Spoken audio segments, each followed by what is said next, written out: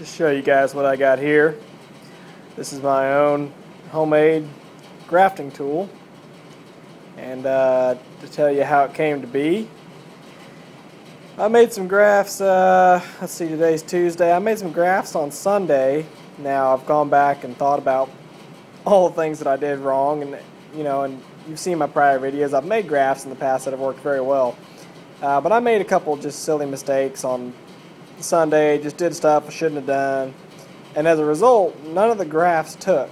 Now I know they were queenless. I checked on them yesterday, and they had started pulling queen cells on the frame of brood that I gave them as part of the grafting into the starter colony.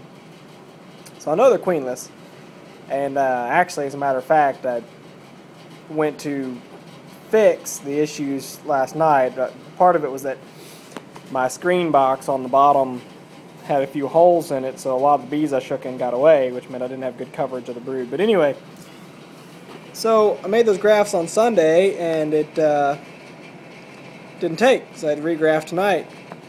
Well, what I did this morning was I cleaned off the kitchen table where I'd made the grafts, and I rolled up all the newspaper that I'd put down to protect the table from dripping honey, and with it I rolled up my grafting tool because it happened to be a nice, I don't know if it's stainless steel or not, but a nice silvery color looking tool. It blends in real well on newspaper. So I come home today with big aspirations to re-graft and realize I don't have a hive or a grafting tool.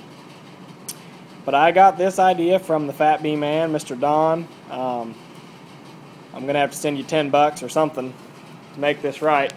I don't remember how much a hive tool costs. I'm going to put my camera down so it's not so shaky. Maybe that'll help you all not get seasick for once. And that's my weed eater. But anyway, Don had showed this in one of his prior videos about, how he had made a few of his own grafting tools, and so I figured I'd give it a shot. Now this stupid camera's trying to focus on the far wall. And one of the ideas he did was he said just a simple copper wire. Okay, well, this isn't going to work. I thought I was going to be able to set the camera down so I could talk and y'all wouldn't get shook to death, but I'll try this instead. So Don showed that he'd just use a simple copper wire and it flattened it out. And so that's what I did here. Real simple. I took, just had a scrap of wire laying around out in the shop, part of a roll. Man, y'all are going to hate me for this video because I'm scatterbrained. I'm so focused on trying to get this right. But, there we go. And so I just cut out the ground wire on it, the copper wire, and just laid it on my vise like an anvil, and I just flattened it out as flat as I could with the hammer. And you'd be amazed how broad and flat this thing will flatten out. I actually had to trim it down several times. I used a pair of shears to trim it off to get it down to this size. And then once I had it down good and flat and trimmed out, then I took a pair of new nose pliers and just barely bent that in. So you can see the bend on it there. And it worked. It worked pretty doggone well. I think it's still just a hair wide. I could probably trim it narrower. But you know what? I made all my grafts with it tonight. I grafted probably close to 40 larvae. And it worked, not as good as the actual grafting tool that I had, but it worked and it got it done. And I think these will take. So we'll find out tomorrow. At least I'll find out tomorrow whether or not it worked to make the grafts. But anyway, just thought I'd share it with you guys. If you know the basic design of a grafting tool, and you don't want to spend a couple bucks to order one or wait on one to get there. See, that was my bind, was I need to make grafts and I need to make them now. So I couldn't just buy one for a couple bucks and wait on it to get here. I had to have it. So ran out to the shop and whipped this together.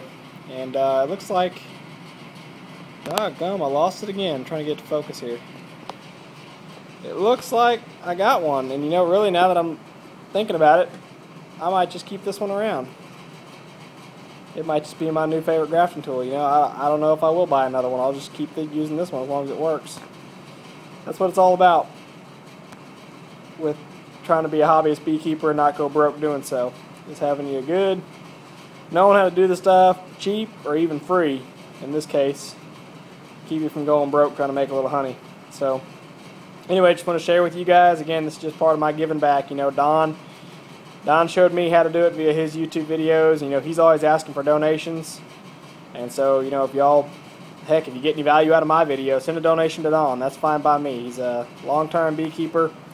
If I haven't mentioned in the past, his YouTube name is Fine Shooter, and his website is Dixie Bee Supply. You know, and I don't know the guy personally. I've just watched his videos, commented to him a little bit, and I have paid my dues. I had somebody pay me $25 for my information, and so I passed that on to Don. I figured it was only fair.